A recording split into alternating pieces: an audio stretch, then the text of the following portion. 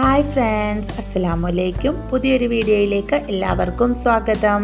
അപ്പോൾ വീഡിയോ ഇഷ്ടമായ ലൈക്ക് ചെയ്യാനും ഷെയർ ചെയ്യാനും സബ്സ്ക്രൈബ് ചെയ്യാനും മറക്കല്ലേ. അപ്പോൾ ഇന്നത്തെ വീഡിയോയിലേക്ക് പോയാലോ. ഇന്നൊരു അടിപൊളി കേരമീൻ മുളകിട്ടതിൻ്റെ റെസിപ്പി ആയിട്ടാട്ടോ ഞാൻ എത്തിയിട്ടുള്ളത്. നല്ല സൂപ്പർ ടേസ്റ്റി മീൻ മുളകിട്ടത്. അപ്പോൾ നമുക്ക് എങ്ങനെയാണ് തയ്യാറാക്കണമെന്ന് നോക്കാട്ടോ. അപ്പോൾ ആദ്യമേ തന്നെ അതിനാവശ്യത്തിനുള്ള മസാലകൾ നമുക്കൊന്ന് റെഡിയാക്കി വെക്കണം. അപ്പോൾ ഒരു 2.5 സ്പൂൺ മുളക് പൊടി, ഒരു 1.5 സ്പൂൺ മഞ്ഞൾപ്പൊടി, 1 സ്പൂൺ മല്ലിപ്പൊടി, ഇത് മൂന്നും ചെറു ചൂടുവെള്ളത്തിൽ ഒന്ന് കുഴച്ച് പേസ്റ്റാക്കി മാറ്റി വയ്ക്കാം.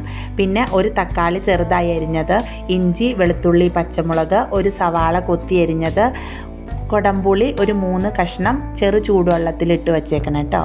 ഇനി ചട്ടി വെച്ച് ചൂടായി വരുമ്പോൾ ആവശ്യത്തിന് വെളിച്ചെണ്ണ ഒഴിച്ച് ഉലുവയൊന്ന് പൊട്ടിച്ചെടുക്കാം കേട്ടോ. കരിഞ്ഞു പോകാതെ ശ്രദ്ധിക്കണേ. ഉലുവ ഒന്ന് പൊട്ടി വരുമ്പോഴേക്കും നമ്മൾ അരിഞ്ഞ് മാറ്റി വെച്ചിട്ടുള്ള സവാള ചേർത്ത് നല്ലതുപോലെ അങ്ങ് വഴറ്റി യോജിപ്പിച്ചെടുക്കാം കേട്ടോ.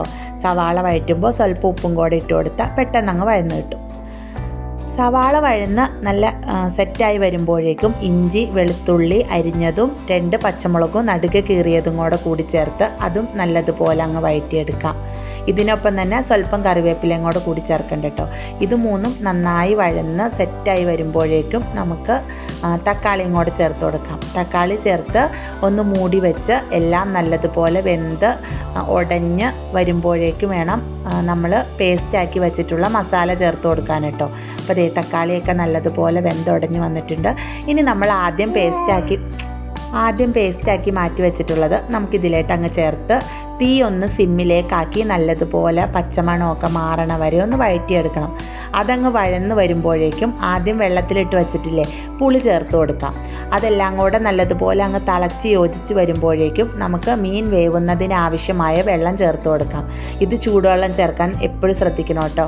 ചൂടുവെള്ളം ചേർത്ത് കൊടുത്ത് നല്ലതുപോലെ തിളയ്ക്കാൻ വേണ്ടിയിട്ട് ഒന്ന് വെയിറ്റ് ചെയ്യാം കേട്ടോ.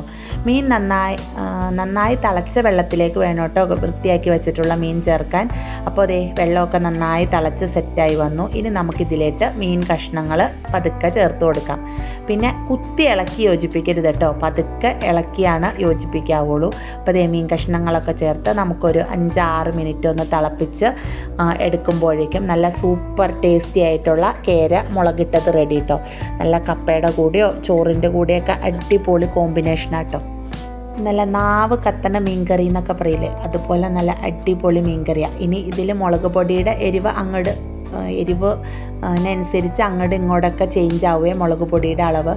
കറിയൊക്കെ നല്ലതുപോലെ തിളച്ച് സെറ്റായി മീനൊക്കെ വെന്ത് വന്നിട്ടുണ്ട്. ഇനി നമുക്ക് അതുപോലെ തന്നെ മൂടി ഒരു മണിക്കൂറത്തേക്ക് ആ മീനിനെ അങ്ങ് റെസ്റ്റ് ചെയ്യാൻ വിടാം കേട്ടോ.